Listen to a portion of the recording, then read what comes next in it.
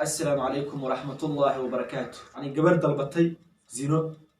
إني زينيستي دلبتي marka hooyadii waxay ku dhahay waxaan doonayaa inaan zinaysto aniga oo aan jirkeyga ka ganacsado marka ii ogolaa dhahay taas intaas ii ogolaa wax kale kuma weydiisanayo hooyadii marka waxay dhahday gabadhaydii waxba kuma diiday yani haddii zinadu aad rabtid kuma diidayo laakiin hal shardi waa inaad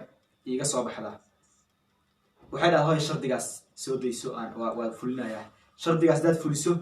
waxay dhahday zinadaas fasaxa u tahay haddii shardigaas aad ii fulina kuma fasaxayo marka sidaas darteed shardigaas haddaa ii fulisid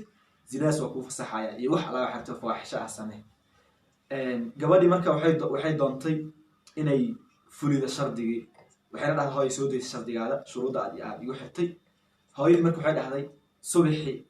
waad baxaysaa waxaad tegaysaa suldaanka magaalada qasriga hortiisa aad tegaysaa qasriga madaxtooyada horteeda aad tegay albaabku ka soo baxay suldaanka waa inaad istaaga iska turtaa oo aad joogga iska turtaa marka subaxi koowaad dhahday orod aad gabadhii subaxi koowaad baxday waxay tagtay suldaanka qasrigiisi iridiisa suldaanki markuu soo baxay gabadhii istaaga iska turtay suldaankiyaa soo orday asagoo weliba aad u dadaalayo dhab gabadhii wuu istaajiyey wuu la tacaalay gabadhii way iska baxday subaxii labaadii haddana ay soo kala haday gabadhii soo aaday qasrigii iridiisa markii uu boqorkii soo baxay suldaankii soo baxay ujeeday haddana istaaga iska turtay markii iska turtay waxaa ku soo orday suldaankii ma ogsa soo aadin subaxaas maalinkaas laad suldaankii ma soo aadine waxaa soo aaday wasiirkiisa yani ku-xigeenkiisa soo aaday oo istaaga ka qaaday oo kiciyay subaxaas labaad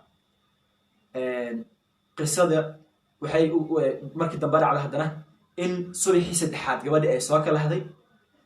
meeshii imqatay suldaankii markuu baxaayay ay haddana sidii oo kale ay isturtay marka waxaa yimaaday ninkii washbank waardiyaha ka ahay meesha oo boqorka irdi u waardiyenayay oo maalinkii u horreeyay boqorkaa kiciyey maalinkii labaad ee wasiirkiisa maalinkan saddexaad waxaa istaajiyey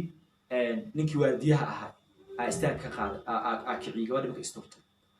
gabadhii marka aaday u carootay gurigii xaafadii tagtay ayadoo xaraaqsan oo aad u kululaatay marka waxay dhahday maxaa ku helo gabarteedii marka waxay tiri hooyo arrinkii saddexdii maalin aad ii dirtay waan sameeyey maalinkood waxay tiri boqorkii aa istaajiyey maalinkii labaad waxaa i istaajiyey wasiirka maalinkii saddexaadna waxaa i istaajiyey wiilkii washmankii waardiyihii aa istaajiyey halkaas markii marayso hooyadii waxay dhahday hal maalinaa ku hartee laabo maalinka afraad tag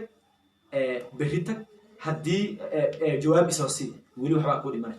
gabadhii way baxday maalinka afraad isturtay markii isturtay wasiirkii boqorkii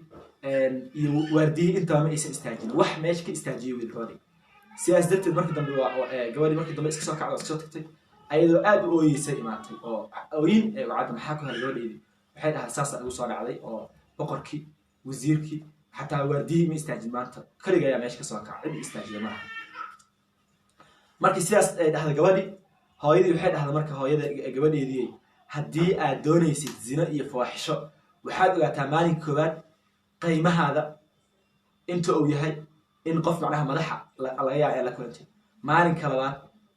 qof kali ku xigo maalinka saddexaad sidaas oo kale inaad la kulantid marka dambena wax ku qaato iyo wax ku raba midna aad weydo marka tan waxaan ka baran karnaa qisadan in yacni qofka mar walba oo asagu qiimihiisa iyo sharafkiisa uu ilaaliyo oo mar walba uu qiimihiisu ka saraynayo qof aan ilaalinaynin oo xushmadda iyo sharafta uu leeyahay aan ilaalinaynin inuu ka sharaf badan yahay marka qisadaas intaas ayaan kusoo koobayaa si ay dadka dhan u gaartana walaalaha ha loo sheergarayo aadaan u mahadsantihiin daawashadaada waa ku mahadsan tahay والسلام عليكم ورحمة الله وبركاته.